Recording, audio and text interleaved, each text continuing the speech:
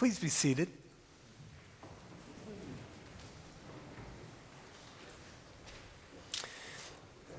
So some of you know already that Diane and I, my wife and I, we have two large dogs. You're laughing. You must have seen her being dragged by them when we were blessing those animals. So in March of 2023, we were empty nesters for the very first time. Our 6-year-old golden doodle, Brinkley, had settled into this wonderful maturity that gave us all kinds of flexibility. And so we, in our infinite wisdom, decided that life was too easy. And we adopted this cute, cuddly little sheepadoodle named Finley, who is now over 90 pounds. Now, actually, I should stop. I think in the interest of marital bliss, let me acknowledge that really it was mostly my decision, and my wife was kind enough to go along with it. I don't see her. She's here somewhere, but I just want to put that out there on film. So early on, the sibling rivalry began. They would start stealing each other's food. They would start running away, hiding each other's toys, and just generally competing for our affections. But the most aggravating sort of new behavior was this. Brinkley, our 6-year-old, had long been sleeping in our bedroom, always content to sleep on the little pillow next to our bed. However, not long after the arrival of his brother, in the middle of the night, he started jumping up onto our bed and burying himself in between our two pillows.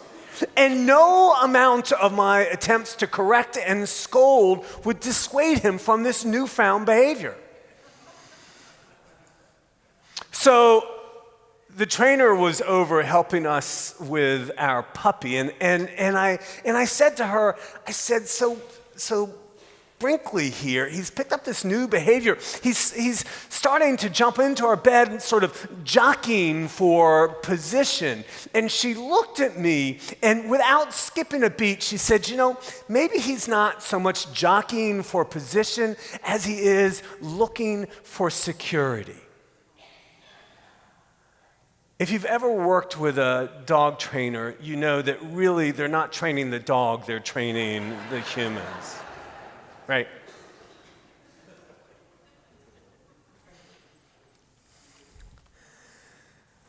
Grant us to sit, one at your right hand and one at your left in glory.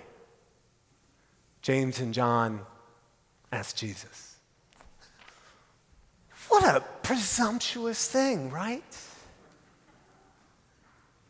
Let me give you a little context, actually, so you can appreciate just how outrageous this request is. Just a little bit before, they have been on the road, the 12 with other disciples, walking alongside with Jesus, walking into Jerusalem for what would be his final climactic entrance into Jerusalem.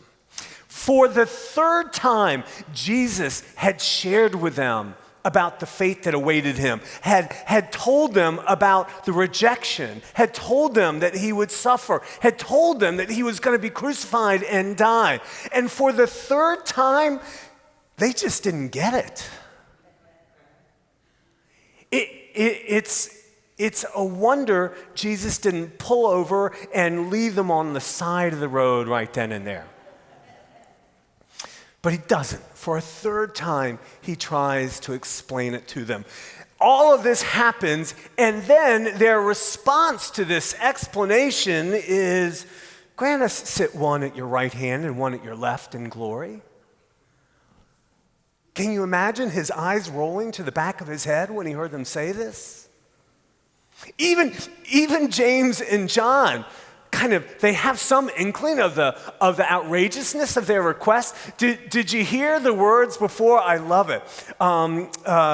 They say, teacher, we want you to do for us whatever we ask of you.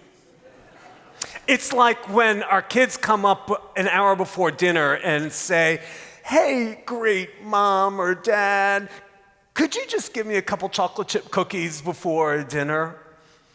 They know what they're asking is outrageous. They do. And the other disciples, they're outraged. Only, let's be clear, they're not outraged on behalf of Jesus. They're outraged because the two were beating them to the punch. They're outraged out of a sense of competition. Jesus is looking at the lot of them and just thinking, well, they just don't get it. Which is why he begins to teach them for a third time. I got to tell you, it's amazing that the church actually emerged out of this motley crew, right? This is a great exchange. I love seeing the humanity in these disciples. And we might be tempted to just dismiss it as sort of a comedic moment. But I think if we do that not only as a disservice to the disciples, but frankly, we do that as a disservice to you and me.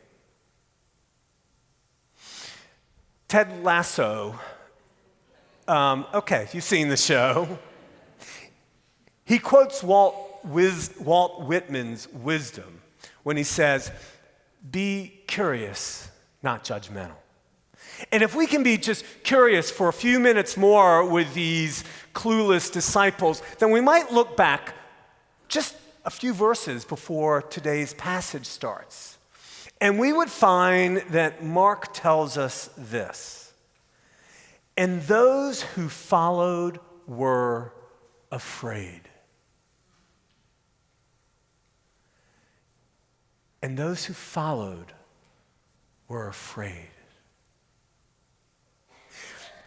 If you consider this, then maybe, just maybe, what's driving the request of these disciples isn't so much ego, but it is fear. And maybe what they're looking for isn't so much a promise of prominence as it is a promise for security. And if that's the case, then maybe our response shouldn't be derision, but it should be compassion. And maybe, just maybe, we can find actually resonance instead of judgment. Because is there a one of us who hasn't experienced that interplay between fear and a longing for security? I see some head nodding. Right. Fear and security, they are bedfellows. They seem to go together.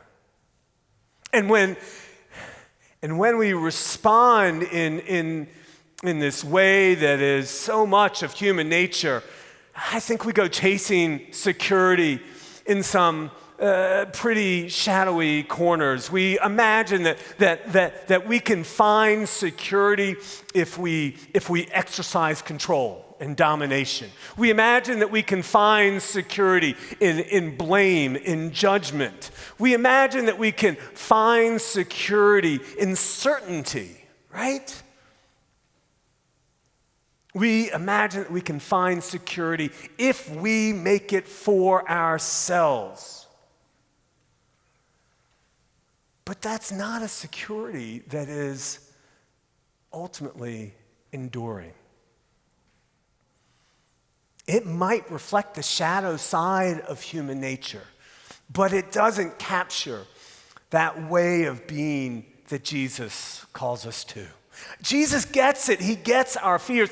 That's why he says across the four Gospels over 33 different times, do not be afraid.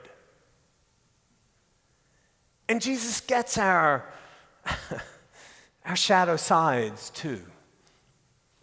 That's why today he reminds his disciples of the heart of how to be if they are to be followers of Jesus. He reminds them that they won't find security until there is a reversal of order, until those who have been silenced or marginalized are at the center. Although let me be clear, even as he says the first shall be last and the last shall be first, this isn't a race in God's kingdom. The first and the last are all together. Let's not forget that.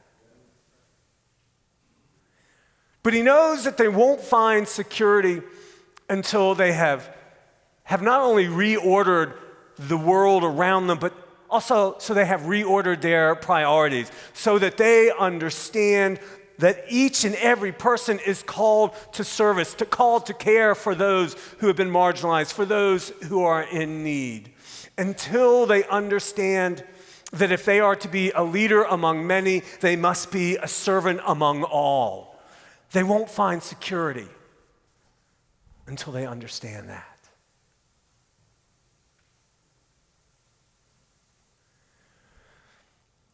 And to those notions about how we might live into a more holy, sacred security, Jesus has already talked about how we are to find security through grace, through forgiveness, through compassion. We are to find security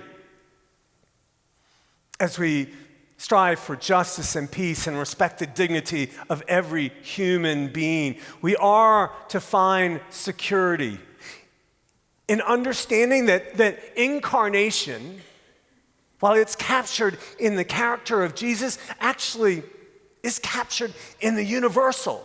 That the holy dwelling in all things, in all of creation, is incarnation. We can find security if we see incarnation in all around us.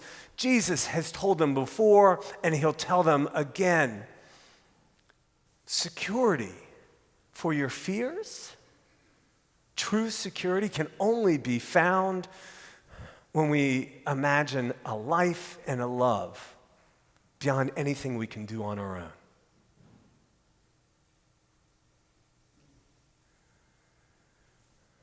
Fear and that panicked drive for security make for dangerous bedfellows, can bring out the worst in us. It was true for the disciples some 2,000 years ago. It muddied their thinking and it caused them to run at the moment of the cross. It's true for you and me today, isn't it? All you got to do is listen to the stump speeches for our politicians, and we see how we go chasing security in all the wrong places. We imagine a security that ultimately is not enduring and ultimately is not fulfilling. Today, Jesus reorients us to imagine that our fears can be calmed, that we can know a deeper security in a more sacred way.